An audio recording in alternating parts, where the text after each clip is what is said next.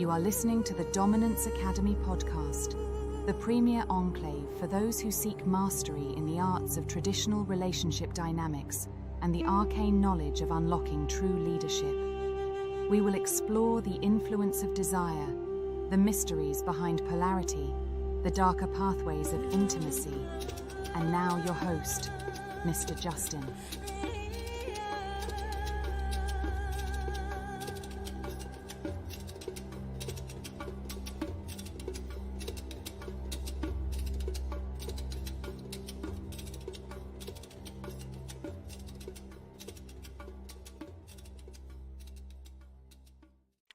What's happening, everybody?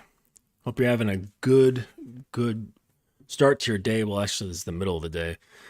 But yeah, here we are, the Dominance Academy, and we're going to be going over why women get bored in relationships much faster than men do. I wanted to present my new intro video, worked on that shit, so I hope you liked it. It was a lot of fun getting to learn a little bit about iMovie and that sort of shit. But let me turn off my phone real quick. But yeah, I was browsing around on Instagram Reels, and I came across this lady. She's a really famous relationship coach. She's an author, and she's very, very expensive to work with. And her name's Esther Perel, and she's really smart in terms of like human dynamics and relationships. And she wrote this really good book called Mating in Captivity. So if you're interested in that sort of stuff, please check it out. She's a brilliant author. And I saw her do this thing on Instagram. Let's see if I can pull this up. Share screen.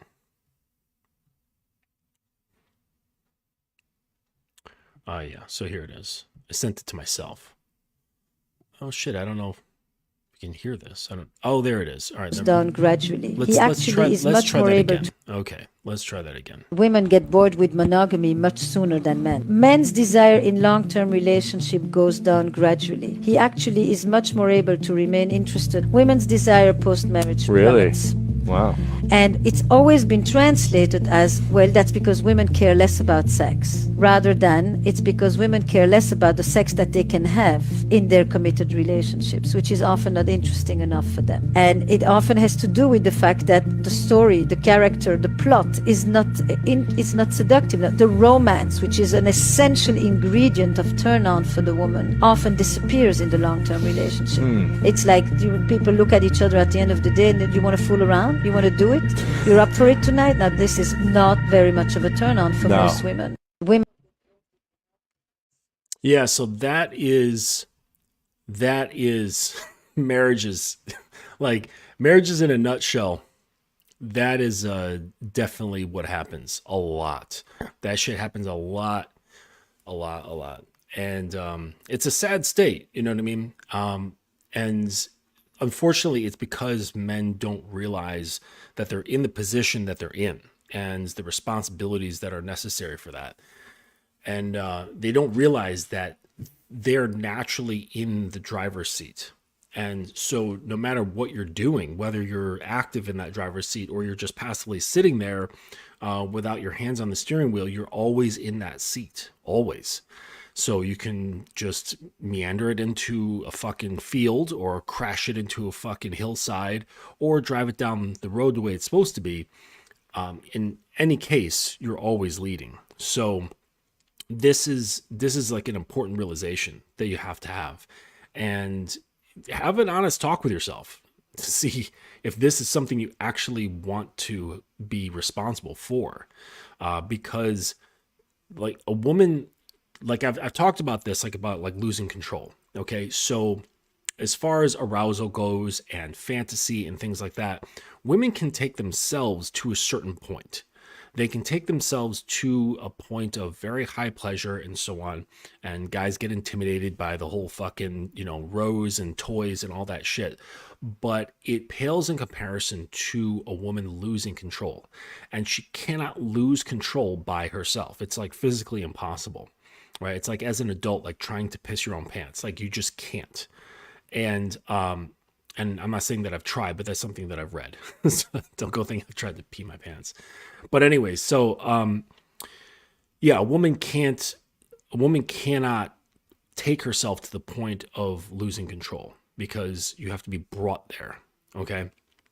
And so if guys don't realize that a woman is looking for that kind of leadership and that kind of dominance, that kind of guidance where she can let go, then things can only go so far. And then the initial excitement of the relationship is going to lose its luster. Okay. And this is where people, in marriages, they'll start adding on, and guys start adding on like early into the relationship. Okay. So they'll start seeing each other, and it's like, well, I'll just start seeing her more. Well, what's next? What do I provide next? I provided more time. Okay. Now I'm going to provide more of my resources. I'm going to provide more of my energy. Now let's provide more space. So now they move in together.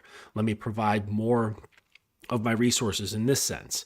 Let's get a bigger place. Then let's get married, and then let's make children, and then let's make more children. And then after a while, he gets gassed out with the things that he can do, and then the excitement from these external sources wears off. Okay, it becomes normal. Okay, if you get a new car every year or something like that, then it, like, after a while, it just, like, at first it might be kind of exciting, but then you're just like, like, whatever, it's just my new car, like, whatever, or if you can afford to buy a new car, right, instead of like leasing a new one every year, you just blow it off, right? It loses its excitement levels. And because our minds are adaptive, so our minds adapt to regular stimuli. So if you don't have the ability as a man to stimulate her mind, to stimulate her emotions, and to stimulate her body in a regular fashion, and sometimes even irregular fashion, such as what I talk about, intermittent reinforcement, then things are going to really lose steam. Like, she's going to lose her grip on you. And so you gotta talk to yourself. You got to, you have to really have an honest conversation with yourself to determine if this is something that you really want to do. If you just want to fuck women and have a new woman every once in a while, then fine. Okay. It still helps to have these skills of being able to, like what Esther was talking about, in facilitating the plot and the story and the emotion in her. Okay. Because that's just going to make her desire you more. Okay. So it's a good idea to learn how to do this stuff. And, within the academy, we teach you how to do this. So the skill is necessary, whether you're in short term or long term. But the thing is that if you're in a long term, it's important that you keep it up. Okay. And if you just don't have that kind of endurance or that kind of will to keep it up, then she's just going to get bored. Now, you run into kind of a problem here, because if you're doing this to keep the woman, then you're fucked. So you've got this mentality of like, that's sort of like simpish mentality or trickish mentality, or where you're trying to do things in order to keep her, to avoid destruction, to avoid rejection, to avoid a breakup. And that's doing it for the wrong reasons. The real reason would be if you are expressing yourself this way because this is just how you do things. So, in the academy, we teach you and train you up on how to be creative and how to be expressive and how to exert variety into your situations as a natural expression of who you are, and not anything having to do with your audience. Okay. So it's kind of like someone who is, say, like really good at playing piano. They're going to play really well, whether they're by themselves or they're at a concert performing in front of, 200 people. And when they're performing, they're not really doing anything different. They're just simply expressing themselves. There just so happens to be a bunch of people listening versus no one listening. Like, there's no difference there. And there is a big difference in performance when someone is doing it with the awareness of having other people listening to them. And this brings down their natural expression, because now the awareness of that is augmenting what they're doing, because they're aware of it. And that awareness will seep in, and it will start changing what you do. And you see this a lot with musicians. You see it with painters as well, where anywhere in the art scene, like where there's creative, some sort of product that's produced for people to look at and buy and interact with. And usually it's like with younger artists, where they'll start to gain some traction, and they'll start gaining some attention and people wanting more of what they do. And then they start listening to what those people are saying, and then they start producing things to meet those needs. So they're not making like true expressions. All right. What I like to see is artists, musicians, and so on, who are doing things and they make drastic changes because that's just what they want to do. And sometimes the public is like, what the hell are they doing? And they don't care. They don't give a shit. They're just like, this is my art form. This is what I'm doing. If you like it, great. If you don't, that's fine. That's your prerogative. The artist Bjork is like this. David Bowie was like this. And then you also know artists, like musicians, where they just basically produce the same shit over and over and over again. And it's just like slight variations of the same thing. And it's not interesting. But I like musicians who have been able to just say, you know what? I don't really give a shit what anybody has to say. I don't care if you like it or not. And this is the difference between performing for the audience and performing just as an expression of who you are. So when you're leading as a man and you are expressing yourself in such a way to influence her emotions, to influence the story that she has about the relationship, this is just something that you're doing as, say, a narrator. Okay, you're a writer of this story. You're a director of this play. And it's really just you expressing yourself. It's nothing to do with her. And you'd be the same thing if the woman was different or no woman was there at all, because it's just something residing in you that just happens to be coming out. And that's a big difference to really, take into consideration, and if you don't got it, you don't got it. Like, that's just how things go sometimes, but it's best to really be, to be really honest with yourself when it comes to that sort of thing. Okay.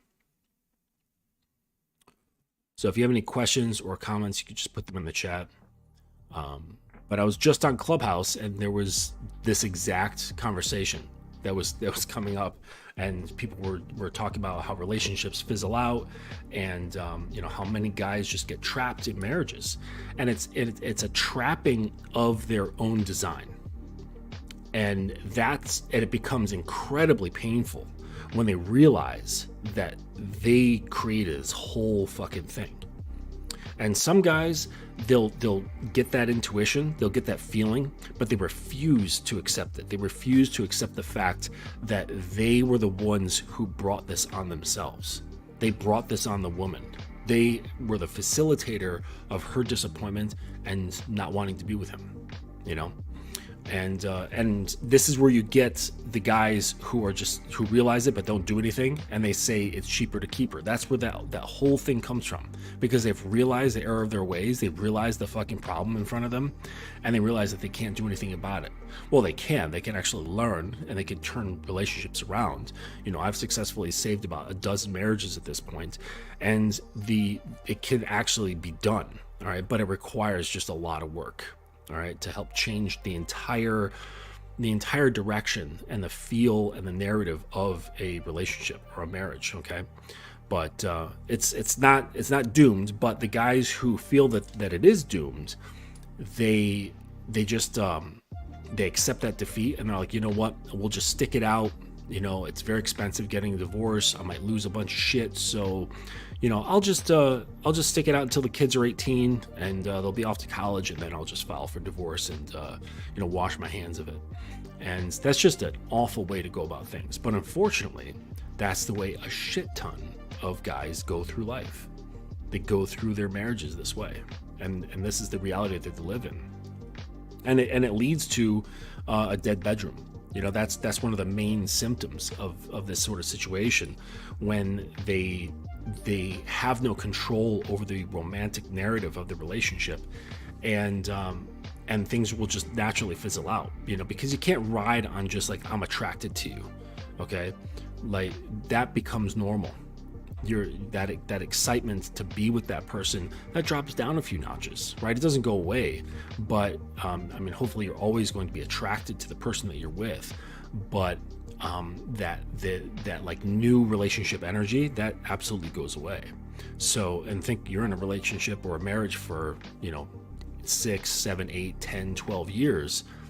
Yeah, it's gonna feel old, dry, and before you know it, you've got a dead bedroom, and you kind of like feel like roommates, more or less. And this is super, super fucking common. All right, like if you go on to Reddit, I use Reddit as a means of talking to guys and getting new clients and stuff.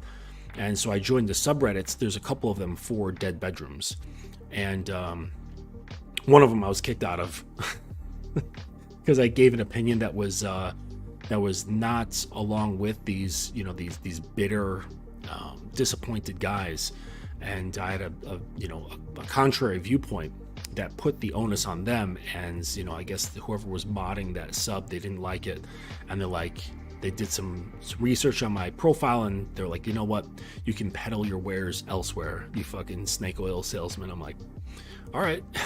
Okay. I mean, that's not reflective in my track record, but whatever. Like, and when someone's in that much pain and frustration, it's very hard for them to see. But the reason why I brought that up was that there's so many posts. Like if you go into that subreddit, there is a fuck ton of these guys just talking about dead bedrooms and how their wife feels more like a roommate. Their wife's not attracted to them. Their wife is bored. They think she has low libido, but she doesn't. Like, I mean, my other stream, like I told you how greatly women can get off in sex. Like the clitoris is way bigger than the head of a man's penis, with thousands and thousands of more nerve endings, and how their clit is connected to their emotions. Right? There's the vagus nerve that goes, from the genital region, runs all the way up, going through and goes through here and up into the brain, which is why you can sometimes train a woman to get to orgasm just through deep throating. You can make a woman come just through giving deep head, because it stimulates the vagus nerves in the throat. So it's like they have like this whole complex unified system.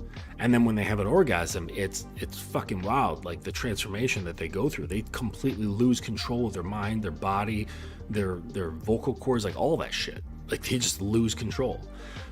So women really like sex. They really like good sex. So and like low libido as like a clinical symptom doesn't really affect a whole lot of the population. Yet the vast majority of these guys, they're just like, yeah, like my woman, she just doesn't like sex. She's got low libido. And they don't realize that they are responding to his lack of leadership, his lack of creativity, his lack of storytelling, his lack of creating a narrative.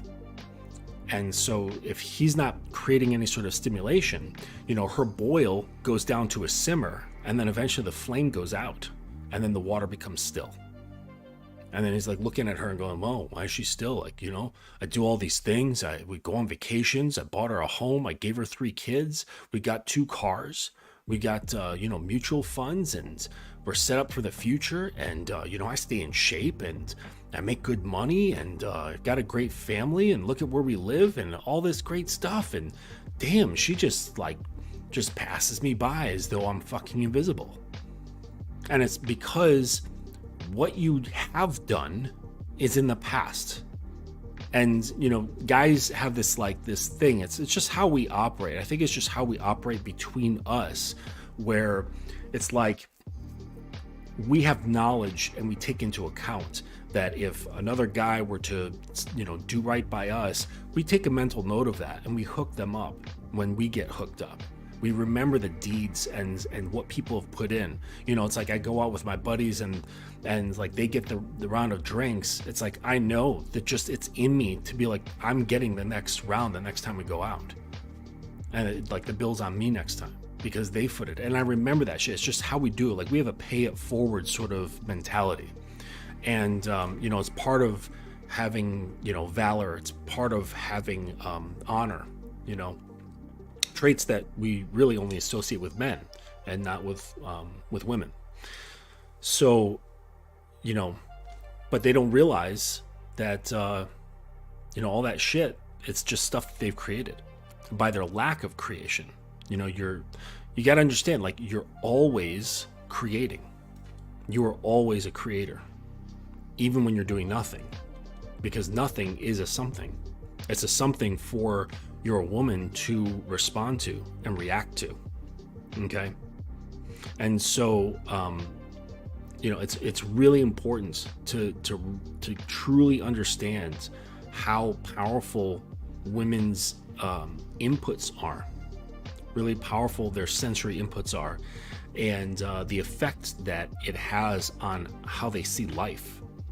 Sometimes, like, a woman could be having a bad day, and it's just like maybe something fucked up that happened at work, and it can cause an avalanche effect that causes her to think that just like everything in life sucks. She'll get into an argument with you and she'll think like the world is ending, like everything in life just sucks. And this is what happens, okay? Because women are very sensitive to inputs, and it affects the way they feel. And when you affect the way they feel, it changes how they perceive things, changes how they perceive life, how they perceive themselves, and then this will change their behavior. So if that's the case, then understand that you have the power to influence their emotions, and you have the power to influence their perceptions, and therefore their behaviors. But you have to be very comfortable in that. What's up, Instant Classic and TJWK Media? Good to see you guys. But yeah, it's not an easy task. It's not like you could just like pick up a fucking book and be like, okay, like I know how to do this. And many people have tried in the past. There's like Robert Greene, I think, made a book about seduction, and it's like, it's not even a very good book. He really just talks about like different types of seducers, and like this isn't seduction. This is being a director, a creative director. There's who wrote the book, The Game, and it's like, this doesn't really touch on who wrote The Game, who wrote that shit.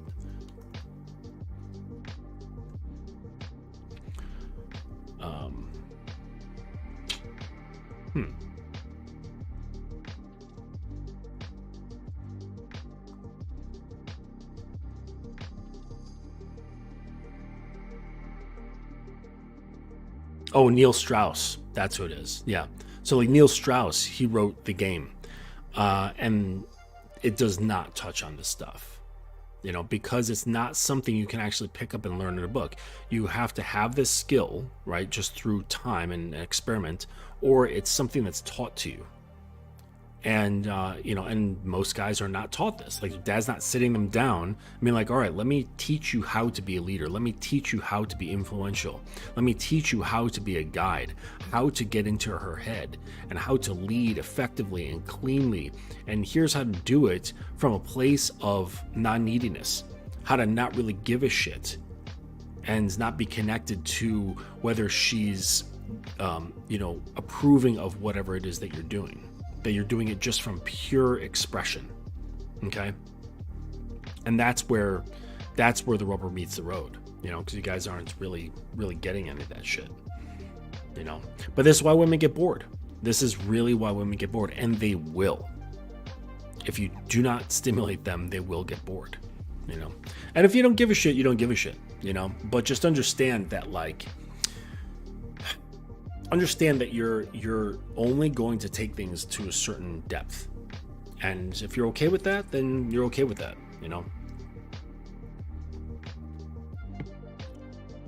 That's fine with me.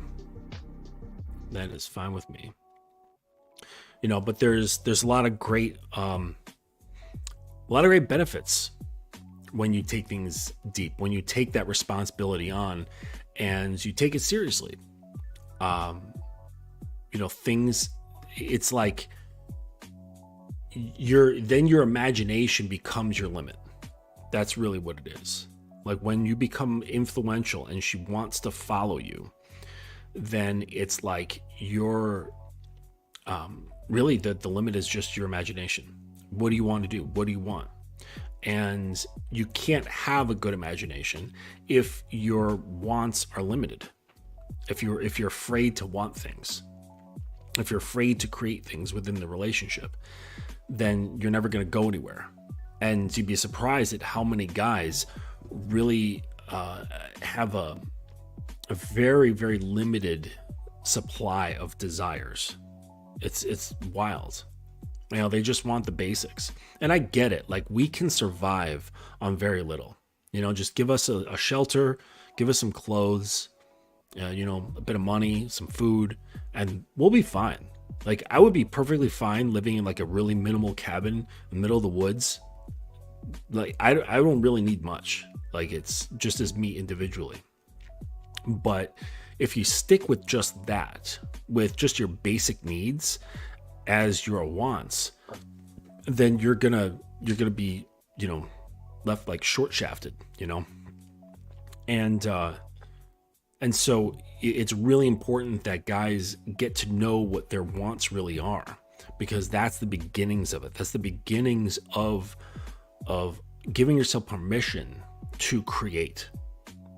Because if, say, like an artist, say like a painter or something like that, and they don't have wants of what they would like to see on the page or the canvas, then it's going to be very limited what they paint. If they have no wants, they're like, oh, I don't. But somebody out there, they're like, you know what? I want to see a fucking purple dragon with, a naked chick with big boobs riding on its back, and it's breathing fire, and, it's flying over a city that it just burnt to the ground. There's all these people running about, and there's lightning in the sky, and, the thunder god Thor is flying through the air. Like this is what I want to see. And then that gives them the fuel to create it. So you have to have that vision combined with your wants. So the wants come first, then you can envision the things that you want, and then you take the steps into implementing that vision. And so, this is the sort of thing that like so many guys lack. They lack this ability to, first of all, have wants beyond simple needs, and then lacking any kind of creativity to visualize and then grow it into something that's actually tangible. And you can, but if you're afraid of performing for the woman, if you're afraid of how she's receiving it, if she's gonna like you or not, if you're afraid of it being received well, of disappointing her or whatever, then it's always going to be, it's always going to be hampered in a sort of way. It's going to be limited by that sort of stuff. What's up, Dukalux? See there in the chat. But yeah, so you can't allow yourself to be limited by that shit. You gotta you gotta open up those wants and really, really get into it. That's why I have my guys in the academy. Like, that's one of the first things they have to do is you have to get connected with just wanting, right? Because think about it. Like, if you get into a relationship, how are you going to give direction if you don't have something that you want? And you have to be really okay with saying, this is what I want, and then be able to put it into clear and concise instructions that she can then follow. Right? You can't be fucking wishy-washy or have no vision and no desires. It's okay to desire shit. It's okay to desire things as men. Perfectly fine.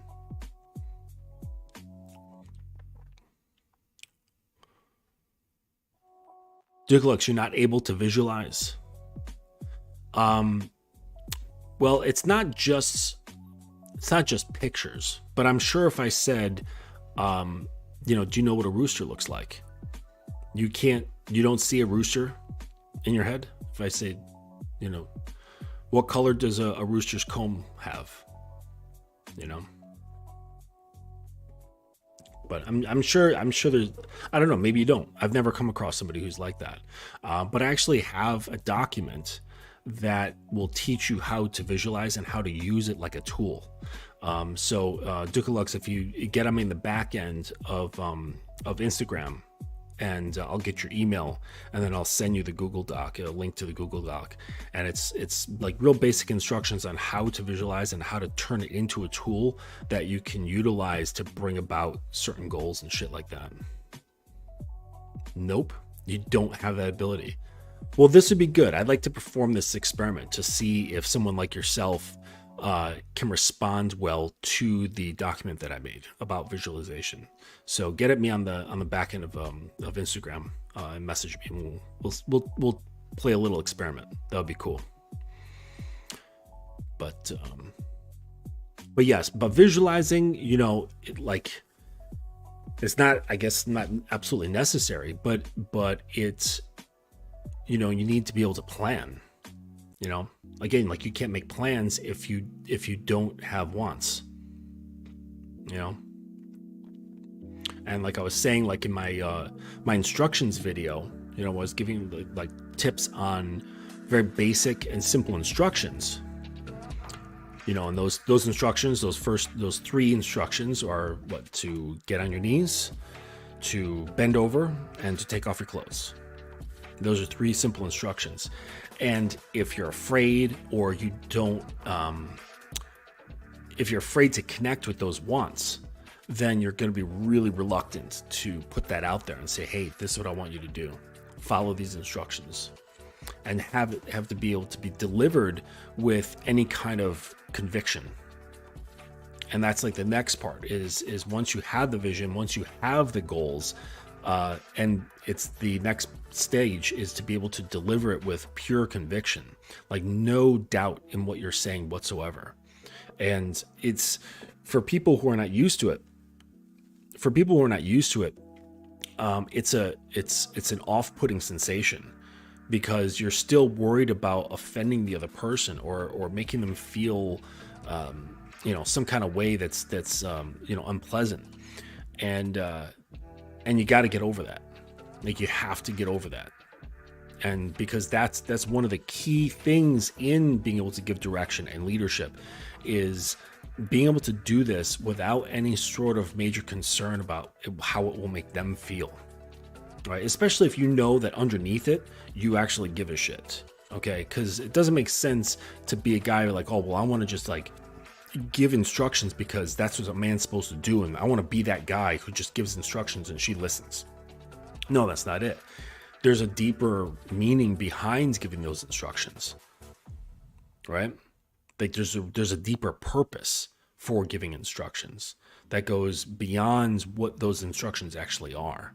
There's a reason for them, right? And it includes deeper training, and it goes deeper inside her. Okay, so it like the intentions and the reasons behind wanting to give instruction and wanting to be that director that I was talking about, and writing that plot, it's got to come from a different place than just wanting to be that guy, or wanting to be in a position where a woman is listening, right? Like really like hanging on your words and waiting for instruction. Sure, it's nice, and if you allow it, it can intoxicate your ego. It can, but what this will do is it will lead you astray, because now your ego is getting drunk off of her willingness to follow you, and this is really bad. Okay, this can lead to a lot of problems if you're getting drunk off of leadership, and it happens. It's a very real thing. So you got to certainly watch out for that shit. I've got a little treat for you guys about you know, towards the end, about doing some training, not for you guys, but for your woman. And it's like, if your woman is having difficulty taking you all the way down, there's a little bit of deep throat training tips that I can bestow upon you that are, I don't even know how it works, but it fucking works. It's really weird shit, but we'll get to that in a little bit. So the question is, well, how do you not be that guy? How do you not be a boring dude? How do you be the director? How do you be a creative person within your relationship?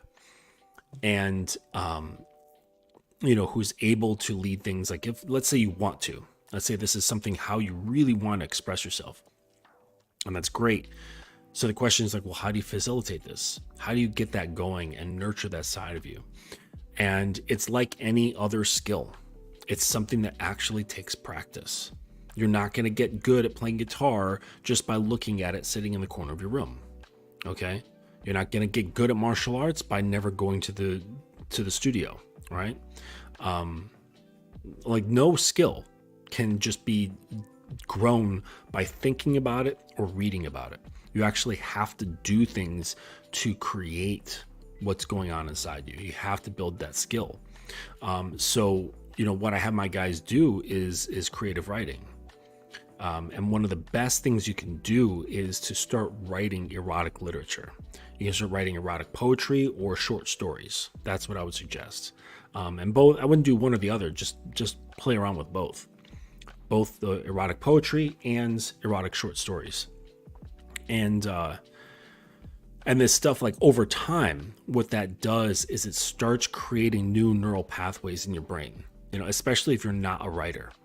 And that's how your brain grows, all right, by creating new neural pathways. And science has discovered that the brain is plastic, actually, meaning that it's flexible, that you can change its structure to a certain degree.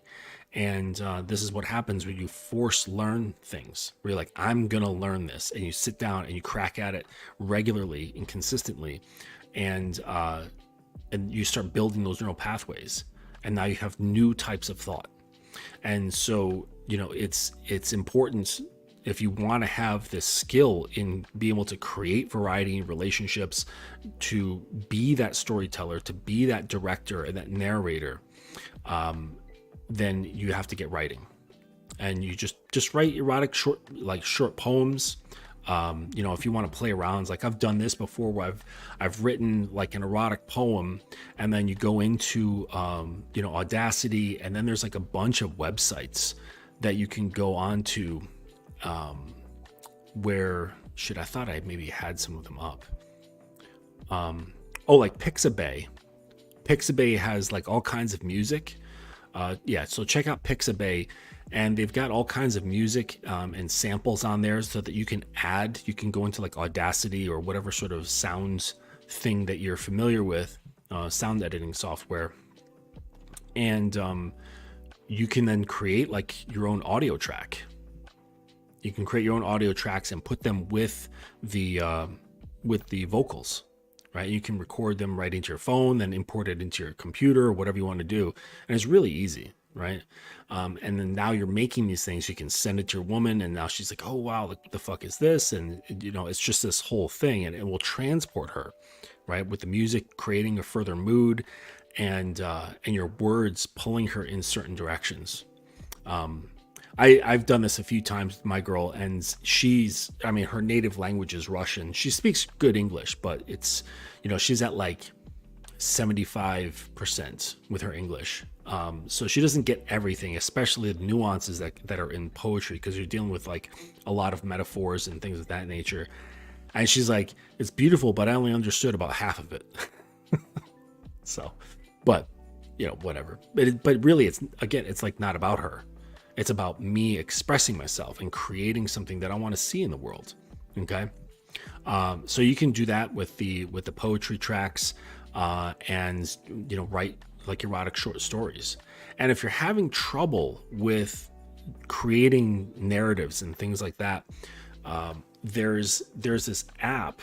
It's an AI app, and it's called Chai, CHAI, like the Indian tea. And it's full of bots, like all these different types of bots. and they're pretty good at remembering stuff. So like some bots have like a really short-term memory and it doesn't work out well, and some of them have a longer-term memory where you can talk about something and then change subjects and then bring back up that first topic, and then they'll follow you right along. And Chai is pretty good, and there's all different types of characters, and you can, absolutely bring things sexual. So this can kind of help you with the storytelling because they'll fill in their side, and then it can kind of give you some inspiration to start like, crafting and concocting, because the AI is going to help you with the story because they'll give you the other side, like the woman's interaction in that short story.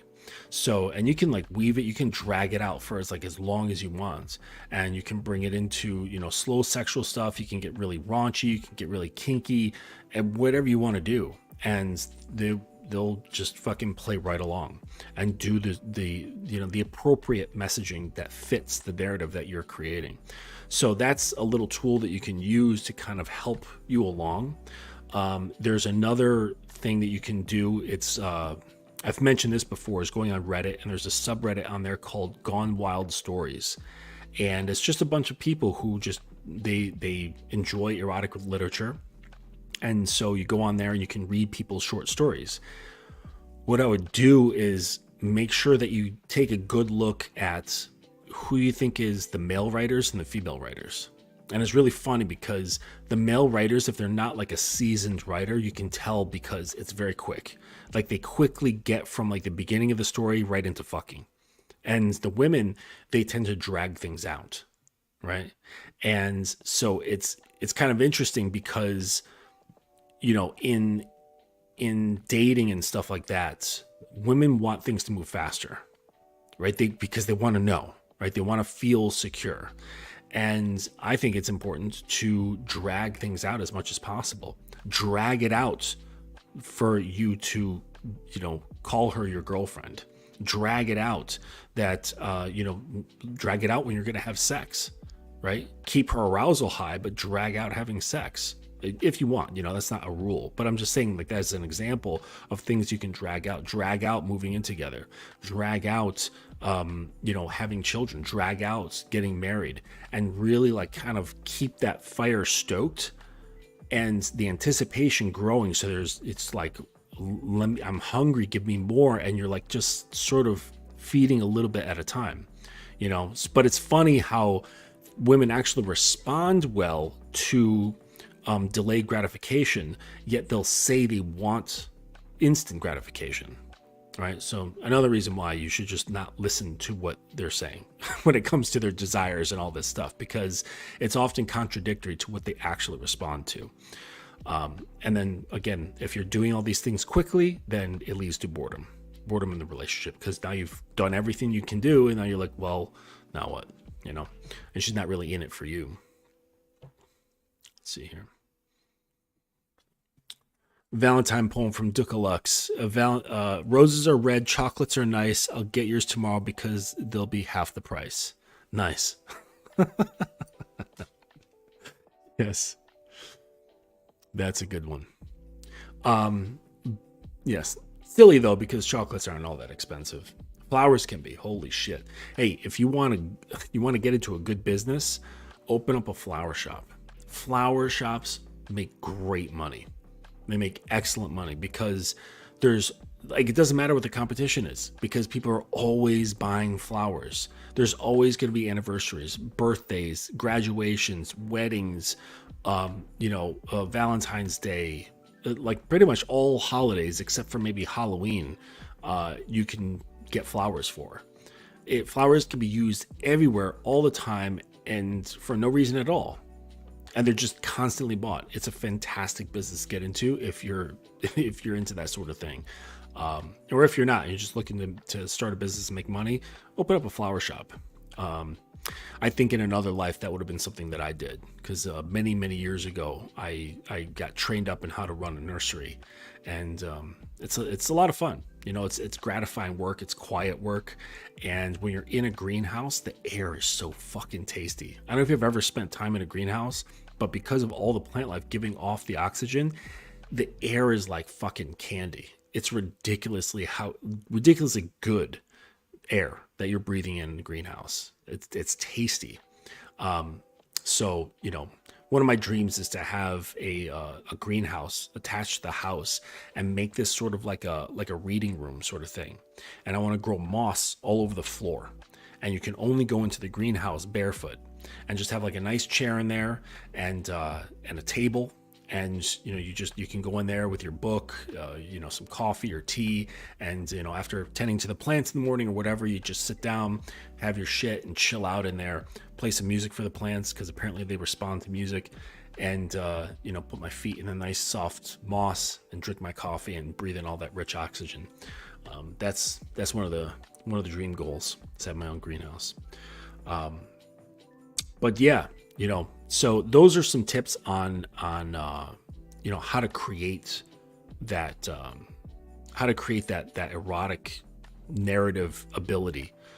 You know, poetry, make your own tracks with music, go on, use the app Chai, and you know, just mess around with the bots, and let me see, and then Gone Wild Stories on Reddit, and look and really pay attention to how the women write, because they drag things out. Women love being edged, okay? Despite like what they say, like I was saying, like they want to get to the thing so they can feel secure. They also like to feel insecure. You know, I think that was part of like some of Maslow's things, or something Tony Robbins was talking about actually, where it's like you want security, but you also want insecurity. And there's a number of those things that are like contradictory, but they want the security, but also the unpredictability. And edging is like a huge part of that. Women love being edged. They love anticipation. Anticipation is a greater drug than attention, because it hits them deeply, right? Attention doesn't hit a woman deeply, right? It's like candy, all right? But anticipation hits a woman very, very deeply. And so if you can tap into that and learn how to edge her mind, edge her heart, edge her body, this is supremely powerful. Okay, it'll have a greater effect than any amount of attention that you give her. Okay, it's the type of attention, I suppose. But yeah, go on Reddit, look at those subs, and you'll see you know, there's the different types of writing, and then get to writing on your own. Start creating those stories. And then, like, you know, that can be a nice little flirty thing where you know, you're talking with a girl and it's a little flirty. Maybe you've had sex once or twice, and you start getting into about your personal life a little bit, and she wants to know like what you do aside from like the obvious, and you know, you tell her that you're a bit of a writer, and she's like, oh really? And you're like, oh yeah, you know, but I don't know if you'd like this kind of stuff. And she's like, no, like what is it? You know, because if she likes you, she's going to be curious about what you do. And you're like, well, you know, it's a little bit risque. The writing's a little bit risque. And she's like, oh, let me see. And then you can send her one of your stories, but only send part of it where it reaches just before a crescendo. So almost as if you're taking a woman close to orgasm and she's just about to fall off the cliff, and then you stop and you back off. All right. So you do that in the same way with the writing, and you edge her mind, you get her interested and intrigued in what's about to happen and all this stuff. And then there's an erotic crescendo about to happen, and then you don't send her the rest. And she's like, what the fuck? What happens next? I want to read next. This is really hot. Right. And then you can say, well, you know, if you're a good girl, I'll send you the rest. And then oftentimes, like, well, how do I do that? Boom. There's an open chance that you've just created to give instructions. And based on your wants, you know, then you know what to say if you know what you want. What's up, King Ken? Good to see you, man. But yeah, so that's some shit about the writing ends. Being a good guide. So I promised there'd be like some little tips here, little tips on deep throat training. Okay, so this isn't really deep throat training, but these are tips for to give your woman to help her become more accustomed with taking you fully down her throat. Okay, so what you do is you have her grab her left thumb. Okay, you tuck tell her to tuck her left thumb in and grab it firmly, okay? And tell her to hold this firmly for 10 seconds, all right? And once the 10 seconds are done, you release. Then you take your pointer finger on your other hand and you press it to the dent that's just underneath your lower lip in the center of your chin. Okay, so it's like the top of your chin and the bottom of your lip where there's that dent. And you press in there firmly and you hold that for 10 seconds. Okay, then you take your hand again and then you find that pressure point, like basically where my star is. And it's a very common pressure point. And you press that firmly and you hold that for 10 seconds. And then after that, for some odd reason, the gag reflex goes away. Now, it doesn't go away permanently, but this is something that will help her body and her mind get accustomed to these things. And so you can incorporate this before any sort of training, any sort of like throat training, and to get her used to the sensations and help her understand that a lot of the things that are, say, like giving her a gag or so on, that it's purely psychological, that there's not a whole lot of physiological things that are a problem aside from just relaxing. So maybe the pressure points have something to do with like relaxing those muscles in the throat. And there's actually two valves, so to speak, in the throat that's, your dick has to get past. And at first there's like, if you don't do this sort of thing and you just go for, say more direct, rougher training, there's like what they call throat popping, right? And there's no real like damage involved, but those valves get like somewhat quickly opened up. Okay. And, this can be uncomfortable. She'll have a sore throat and, she might complain about it and that sort of thing. You can help her, like she can gargle with salt and that sort of thing to help alleviate that. I would say never use sprays. Never use those numbing sprays that you see in the sex store, like the adult toy store. Never, ever use those throat sprays. Because what can happen is like if something of an injury happens or whatever, she's not going to know. Like she won't, because she's not going to feel anything. And the idea is you don't want her to not feel. All right. That's not the goal. The goal is to allow her to be comfortable and to lead her into being comfortable with taking you all the way down without it being a psychological issue or a physiological issue. So if you're using the numbing spray to bypass the physiological issue with the gagging and stuff, then you're not actually dealing with the problem. You're just masking it. Okay. And we don't want to do that. So for those reasons, don't ever really use the numbing sprays. They're not helpful at all. I would say that maybe the only reason is if, like, say the girl's like a porn star or she's an OnlyFans girl and she's like regularly, just giving like forceful throating, then maybe that would be a reason for that. So it prevents the injury and it's just easier for her and it looks better on camera in like a quicker way without having to like be warmed up or anything. But as far as training goes, don't ever use it. Okay. So, it's grabbing the thumb, 10 seconds, pressing down here with like in piercing, they call it the labret, right? Press there for 10 seconds and then take your hand and press on that pressure point right here, the meat, not the skin. Okay, not the skin here. You got to go a little bit further down and press the meat that's in there and hold that for 10 seconds. And you'll find that she has a much easier time taking you all the way in. And again, I don't know how the fuck it works, but it does. And then after a while, you don't have to rely on that tactic because she'll be starting to associate things. And of course, like with all things that you're trying to do with training, you want to include positive reinforcement. So always with the hair brushing, the kiss on the forehead, telling her that she's doing a good job, telling her that you're approving, even if it's not perfect. Okay. Because at this point, you're not trying to develop skill or you're not trying to develop pleasure giving skills. Okay, what you're trying to develop is her ease and relaxation when it comes to taking you all the way into her throat. All right, that's the goal. Okay, so and you want to associate positive emotions with taking you in. right? So that's the goal here. You can work on pleasure later after she becomes very comfortable, and you can start adding in techniques of like exactly how you like it. Okay. So don't, like, when you're doing any kind of training, don't focus on the pleasure right away. Okay. Because that can be dealt with later. It's easy. All right. It's the comfort and the relaxation that has to be dealt with first. Okay. So when you're going through this kind of training, always include positive verbal affirmations to her that she's doing a good job, and like giving her encouragement and things of that nature. And this will be much more beneficial for the two of you in the long run. All right.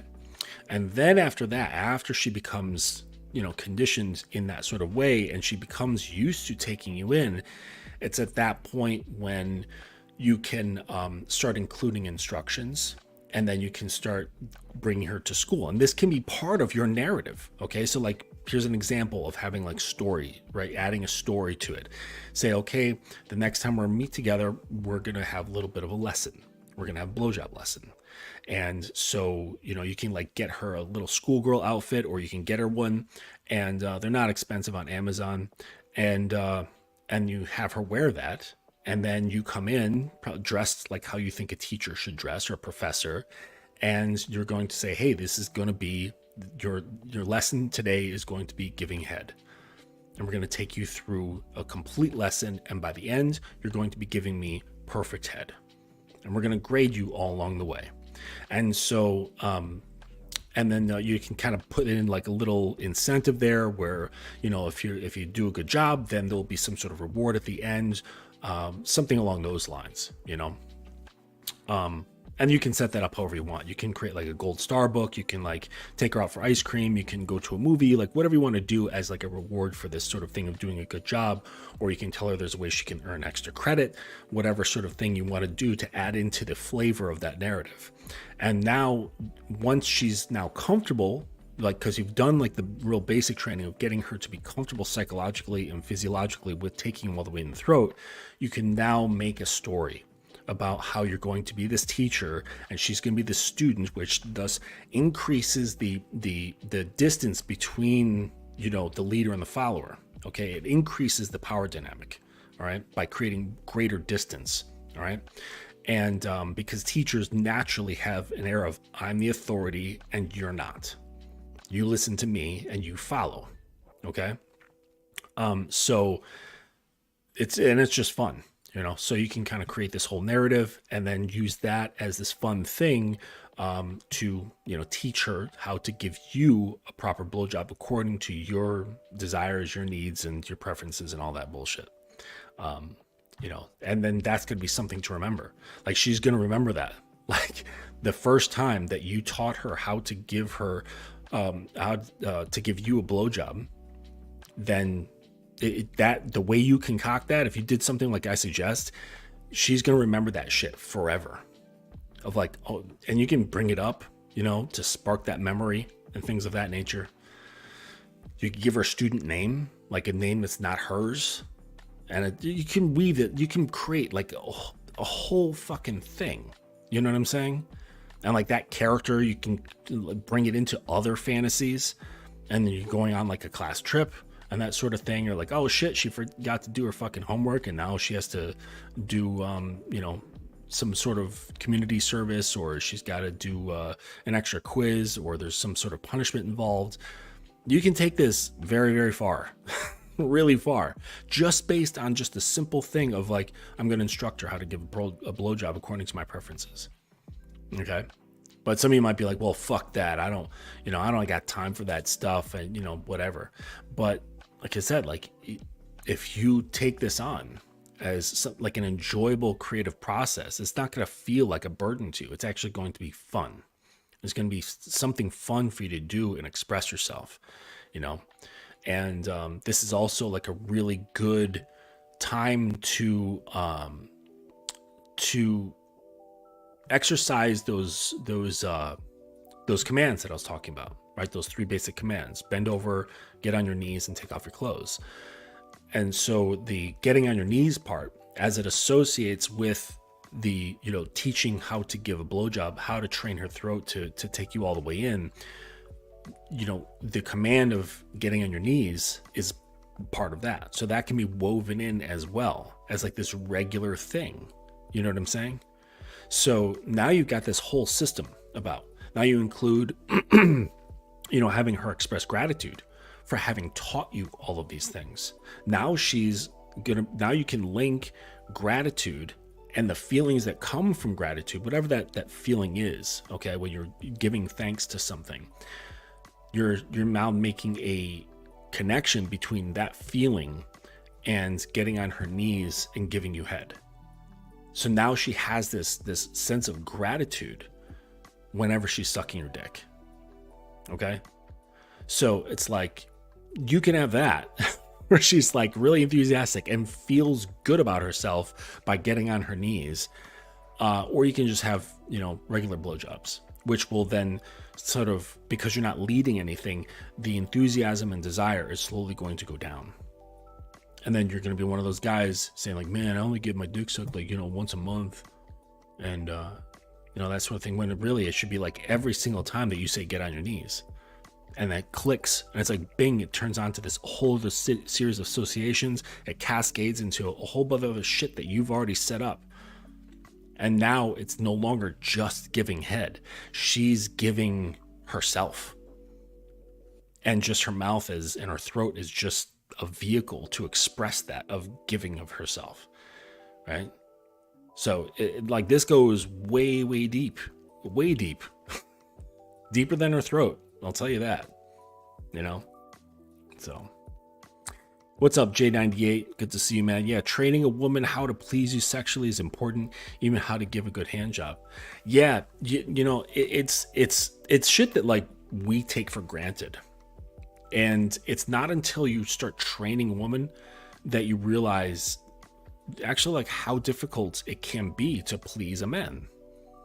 You know, we're just like, yeah, whatever, like fucking jerk off and come as fast or long as you want to, right? Because we know exactly what our body wants and how to please it, okay? And you think it's just so easy. Like, it's not a very like complex action. You're not sitting there fucking performing Mozart sonata on a piano, right? But when you say just simply, all right, give me a hand job, and it's nowhere near what you do, and you're like, fuck, she's just not doing it right. So you have to like really break it down and get detailed of like, okay, what is it actually that pleases you? What feels good? And how can you convey that in clear instructions? And so it's not as simple. Like, we're not as simple as many women think, as many guys think. They're like, oh yeah, well, I just need a blowjob or whatever. I just fucking, I'll be fine. No, we are pretty darn complex, right? When it comes to our own pleasure. So you have to be able to really understand what that is. And once you have that understanding, you can convey that to a woman and be very clear about it. You know, again, though, it's not going to work if you're afraid. You know, if you're afraid of losing her, if you're afraid of losing her favor, afraid of losing her attention, afraid of losing access to her body, you know, because it's like, if you do find out that she's not interested in following your instructions in those ways, it's actually a blessing. It's actually a blessing if she's like, no, or like, I don't want to, or like, you're being too controlling, or I don't like how you're talking to me. Even if you're not like being a dick about it, you're not being forceful with your instructions. She just may not take well to giving or taking instructions. And so, but this is a blessing, because this gives you very, very clear and useful information about her. And then you know that you can only take things so far, or lets you know that you can just drop it right now. You know, it's entirely up to you, but that gives you good, useful information if she's not interested. But if you're afraid of getting that information because you might lose her, then you're really cutting yourself short, and you'll find yourself in a difficult position to get what you want. Okay. So, all right. So I hope those deep throat and, you know, head training tips was useful, and the erotic writing, and, you know, understand that you are always the leader. You're always in the driver's seat, whether your hands are on the wheel or not. You're always there. So realize that, understand it, and learn how to be in it. If you want to learn how to be in it well and effectively, come join the Dominance Academy. All right. It's always in the description area of all my videos. It can be found in the About section. And if you have any questions, email me at thedominanceacademy.com. I'm sorry, dominanceacademy@gmail.com. And we can get on a call for free and just answer any of your questions. We can talk about whatever you want. The first consultation call is always free. Okay, so I'm going to wish you guys a great afternoon. I've got to get on to some client calls in about 10 minutes here, so I'm going to be bidding you adieu. Until next time.